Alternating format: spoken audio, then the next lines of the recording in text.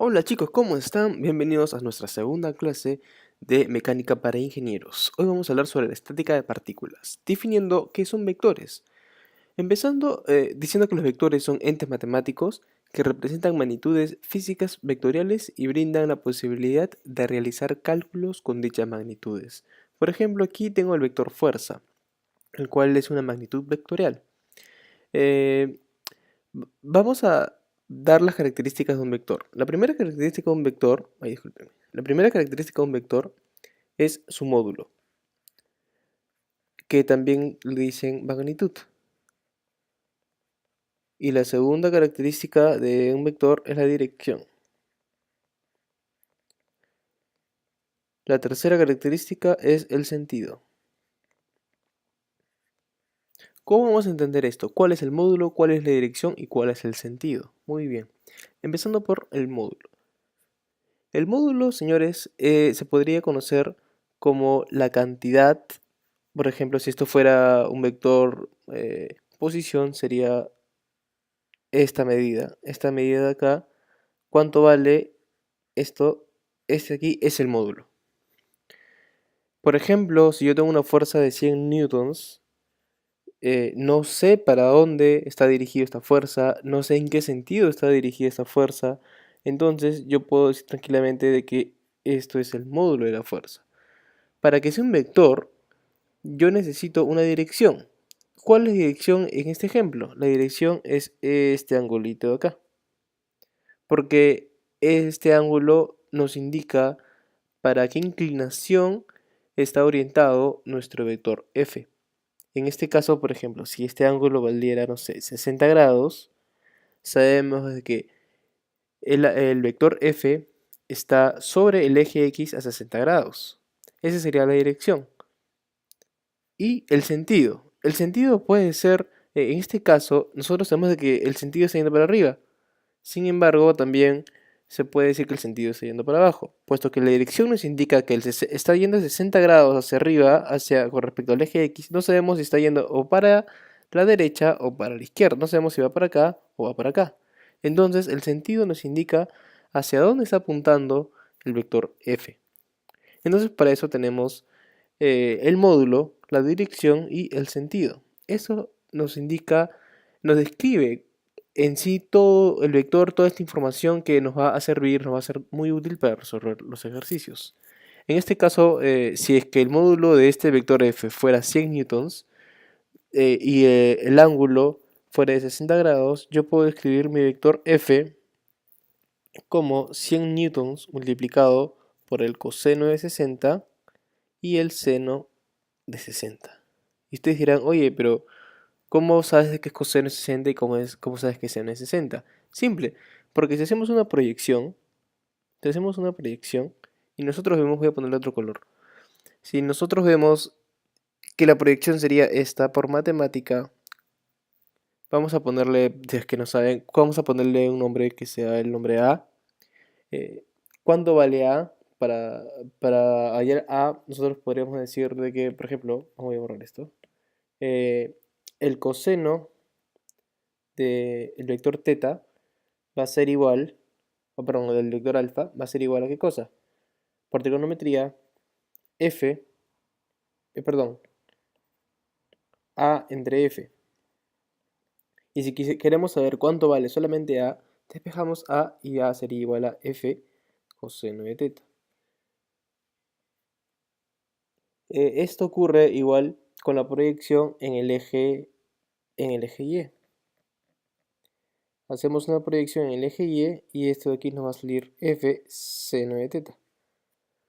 Si nos damos cuenta al multiplicarlo, mi vector f va a quedar de esta manera. 100 coseno de 60, 100 seno de 60. Esto es en el eje X y esto es en el eje Y. Ahora les voy a presentar lo que son vectores unitarios. ¿Qué son vectores unitarios? Los vectores unitarios son vectores, valga la redundancia, pero que tienen un módulo de solamente uno. Y la dirección de estos vectores está en el sentido de los ejes. Por ejemplo, aquí voy a poner otro color. el vector unitario que está dirigido, que está orientado hacia el eje X es el vector Y, que es el vector unitario Y. El módulo del vector Y es igual a 1. Y el vector Y en general, analíticamente sería 1,0,0. Este es en el eje X, en el eje Y y en el eje Z. Acá, aquí es 0 y aquí también es 0, puesto de que el vector no apunta en estas direcciones, ni en el eje Y ni en el eje Z. Del mismo sentido, de la misma forma, en el eje Y, nosotros por convención lo llamamos el vector unitario J, y en el eje Z llamamos el vector unitario K. Estos vectores son útiles para señalar de repente la dirección. Por ejemplo, en nuestro ejemplo inicial de F, nosotros podemos decir de que esto es igual a F, mi vector F va a ser igual a 100 coseno de 60. ¿En qué dirección está apuntando? En el eje Y. En el eje X, que sería el vector unitario Y, más 100 seno de 60 J, que está apuntando en el eje Y. Vamos ahora con la representación analítica del vector. Nosotros podemos representar analíticamente el vector de acuerdo a sus coordenadas, como lo acabamos de hacer. Por ejemplo, el módulo del vector, ya sabemos nosotros que es la distancia, esta distancia de aquí, se puede hallar de otra forma. ¿Cómo podemos hallar el módulo del vector? ¿Recuerdan ustedes el Pitágoras? Uy, salió feito. ¿Recuerdan ustedes a Pitágoras? Si nosotros tenemos la distancia de aquí a aquí, por ejemplo, que sea A, y la distancia de aquí que sea B, podemos hallar C, ¿verdad? ¿Y cómo hallamos C? C va a ser igual a la raíz cuadrada de A al cuadrado más B al cuadrado. La misma forma se va a aplicar para hallar el módulo del vector. El módulo del vector va a ser la raíz cuadrada, pero en este caso de sus componentes, de AX más AY más AZ. Pero, tal cual como en Pitágoras, faltarían los cuadrados. Al X al cuadrado, AY al cuadrado, AZ al cuadrado. Y el vector unitario del vector, claro, va a ser igual a mi vector entre el módulo del vector. Eso es interesante porque el vector unitario, esta característica nos va a dar que el módulo del vector unitario va a ser igual a 1 con respecto a la dirección que está apuntando este vector. Esto aquí tienen que grabárselo porque si nos piden cuál es el vector unitario del vector tal, por ejemplo en este caso el vector A, tenemos que dividir, ¿qué cosa? El vector principal, nuestro vector, entre su módulo. Y de esa manera nos sale el vector unitario. Vamos a hacer ejemplos para que despejen todo tipo de dudas. Ahora vamos con este ejemplito. Vamos a nosotros hallar primero el módulo y luego vamos a hallar el vector unitario. El módulo de este vector A, el módulo se representa de esta manera, ya olvidé decirlo. El módulo se representa así, como si fuera un valor absoluto. Esto va a ser igual a la raíz cuadrada ¿de quién? De 40 al cuadrado más 30 al cuadrado. ¿Y esto cuánto me va a salir? Esto me sale 50. Este es un módulo del vector unitario. Ahora, para hallar nosotros el vector, perdón, es el módulo del vector. Para nosotros hallar el vector unitario, tenemos que dividir el vector entre su módulo. Y esto nos va a dar que 40i más 30j, vamos a dividirlo entre 50. Esto sería 4,5i más 3,5j. Este es el vector unitario. Claro que tal vez con una calculadora sea más exacto.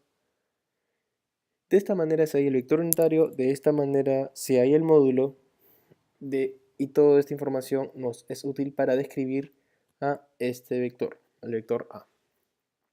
Bien, vamos a ver las operaciones con vectores. La suma de vectores. Gráficamente, ¿cómo sumamos los vectores? Bien, se hace de esta manera.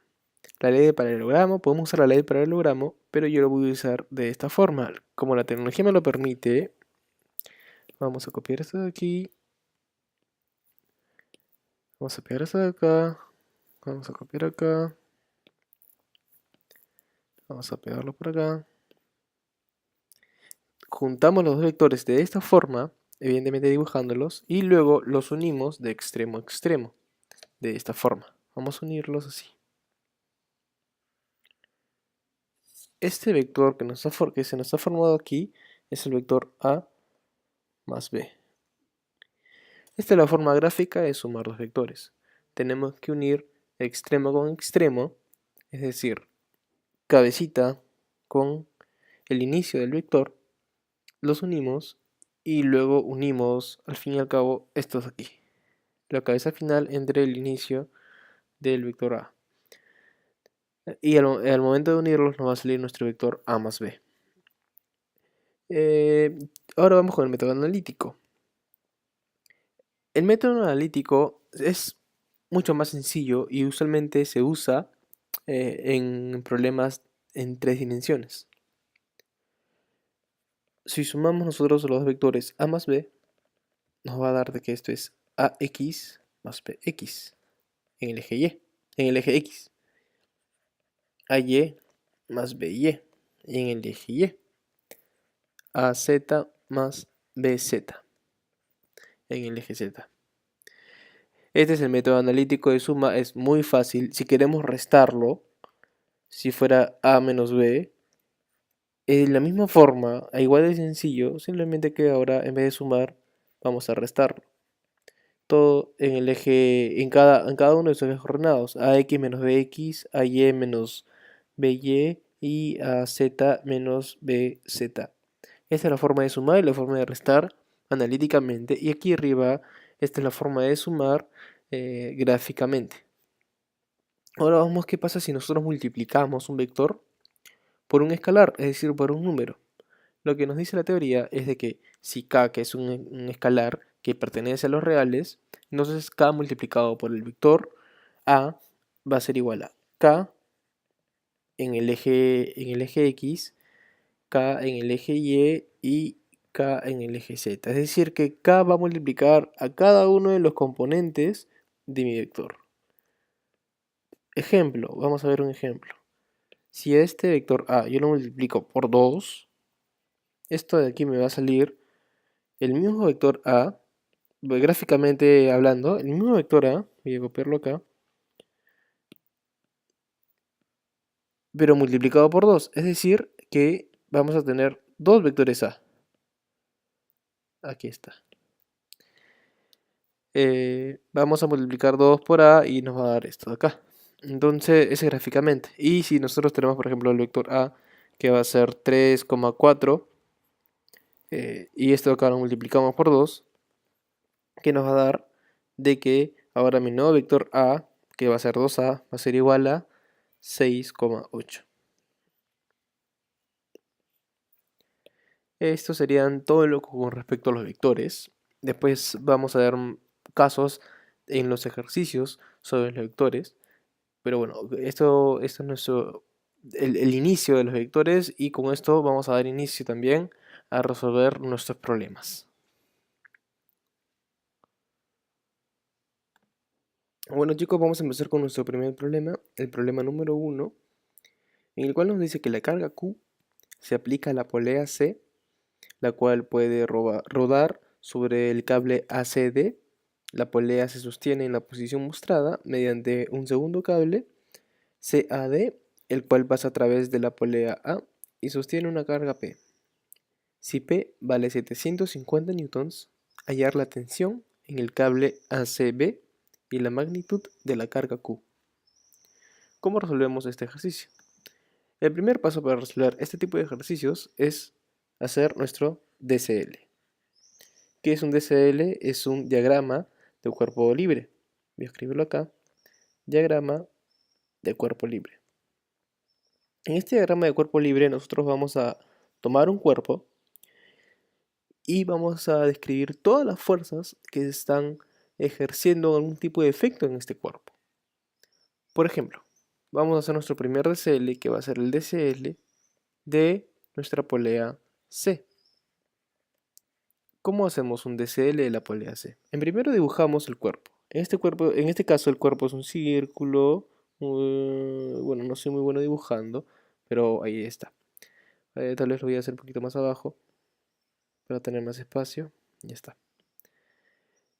¿Qué fuerzas están actuando sobre esta polea?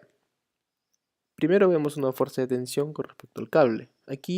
Acá hay una fuerza de tensión T que la está ejerciendo el cable y por una cuestión de acción-reacción, ya que estamos en una partícula y no estamos aún trabajando con un cuerpo rígido, la tensión aquí va a ser igual, T. Si tienen alguna duda con esto, en un momento les voy a explicar. Aquí va a haber una fuerza, otra tensión, que va a valer ¿cuánto? Va a valer P, pero P vale 750 newtons. Por lo tanto, aquí esta tensión va a valer 750 newtons. ¿Por qué en esta dirección? Simple, en esta polea aquí hay una fuerza que lo está jalando hacia abajo y por lo tanto acá va a haber otra fuerza que va a estar jalándolo para el otro sentido, la polea, y por acción-reacción, si ese está apuntando hacia acá, el de acá tiene que apuntar hacia el otro lado. ¿Recuerdan? Acción-reacción devuelve la fuerza, pero en el otro sentido, pero de igual magnitud. Entonces, 750 newtons para la izquierda. Tenemos los ángulos que nos dan el ángulo aquí, nos dan el ángulo aquí. Entonces, nuestro diagrama de cuerpo libre sería, hacia arriba serían 750 newtons. La tensión que va en este sentido, que sería por acá, que van a ser de 25, perdón, su ángulo con respecto al eje X va a ser de 25 grados.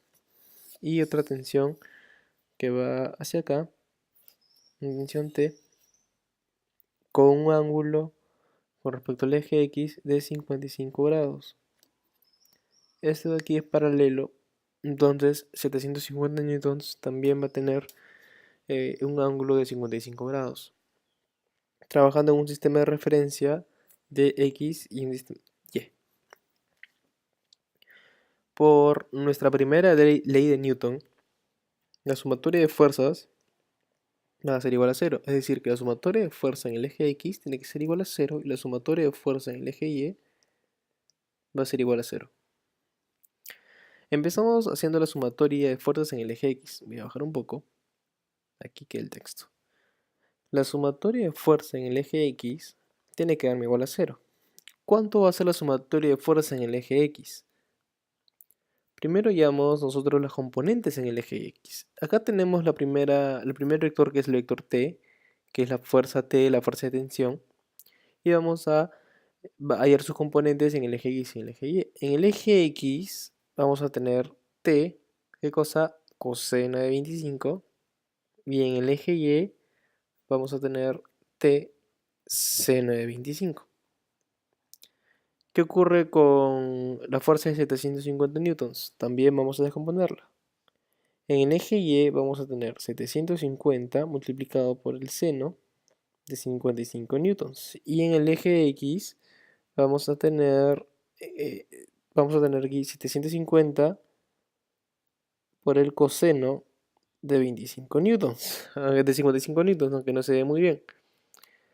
Y igual va a ocurrir con nuestro vector tensión, que se va a descomponer tanto en el eje X y en el eje Y. Ya se imaginarán de que aquí sería T coseno de 55. Y aquí, que va a ser bien difícil escribirlo, pero voy a ponerlo así en la línea, este va a ser T seno de 55 grados. Tomamos todos los vectores que estén en el eje X.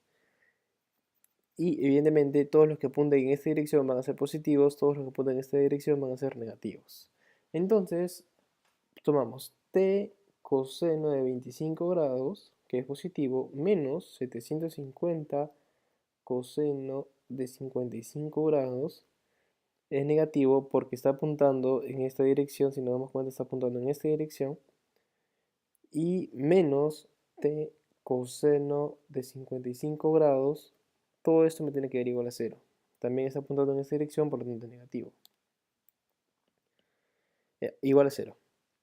Entonces, con esta ecuación nosotros podemos hallar tranquilamente t, puesto que esto es aquí es cálculo, cálculo, cálculo, aquí también es cálculo. La única variable que tenemos en esta ecuación es la variable t. En una ecuación con una variable tranquilamente podemos hallar el valor de t. El valor de t va a ser 1292,88 newtons. Ahora hacemos la misma sumatoria de fuerzas, solamente que en el eje Y tiene que dar igual a 0. Vemos de que en el eje Y está el t seno de 25 grados. En este caso sería más 750 seno de 55 grados. Es más porque acá, igualito que en el eje X, todo lo que va para arriba es positivo, todo lo que va para abajo va a ser negativo. ¿Por qué? Por nuestro sistema de referencia. Entonces aquí vemos en este lado de acá de que está yendo hacia arriba, por lo tanto va a ser positivo. Al igual que mi t seno de 25 está yendo por arriba, por lo tanto va a ser positivo.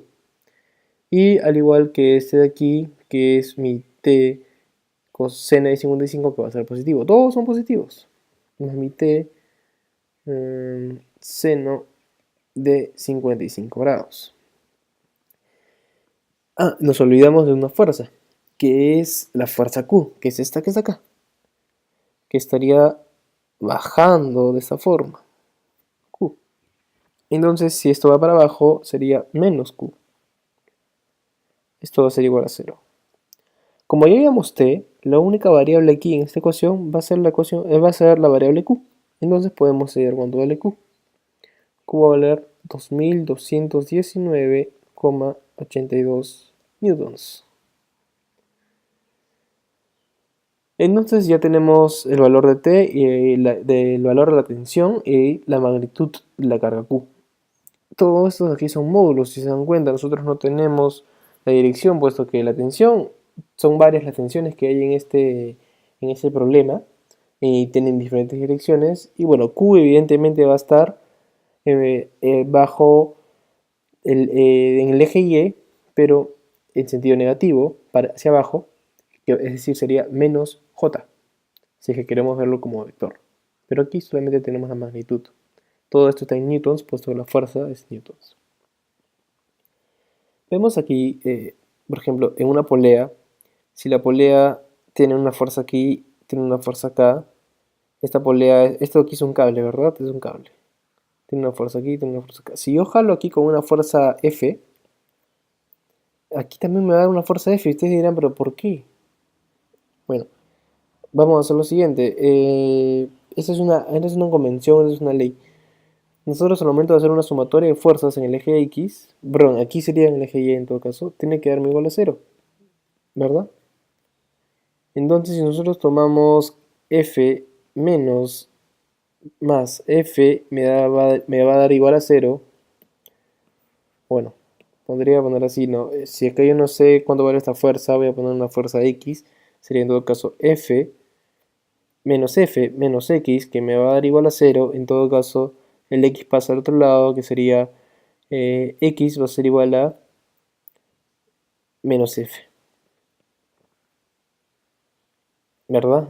Entonces, como es menos F, es decir, que está apuntando en esa dirección hacia abajo, por eso que X va en menos F, entonces X al fin y al cabo es igual a F. Por eso que en este ejemplo de aquí, de las poleas, cuando vimos aquí de que la tensión era T y aquí la tensión era T, ocurre lo mismo, puesto que si hacemos una sumatoria de fuerzas en el eje X, que va a ser igual a 0, pongamos que acá sea un T coseno de, por ejemplo, no sé, de 20, y acá que sería T coseno también de 20, al momento de nosotros hacer la sumatoria de fuerzas, que sería T coseno de 20 menos T coseno de 20, evidentemente se cumple de que todo esto va a ser igual a 0. Entonces, T aquí y T allá. Esa es una convención que siempre se va a tomar en las poleas, en el caso en que estemos en las partículas, porque cuando ya vamos a tocar el tema del cuerpo rígido, la situación va a ser distinta. Pero en particular, en el caso de las poleas, las tensiones siempre van a ser las mismas. Bueno, eso es todo por hoy. En este video vamos a tomar otro video con más ejercicios, con mayor nivel, donde vamos a ver temas, por ejemplo, de la fuerza elástica, que es la fuerza del resorte, las normales y fuerzas en 3 dimensiones. Espero que les haya gustado, que les haya sido útil y nos vemos. Eso es todo por hoy.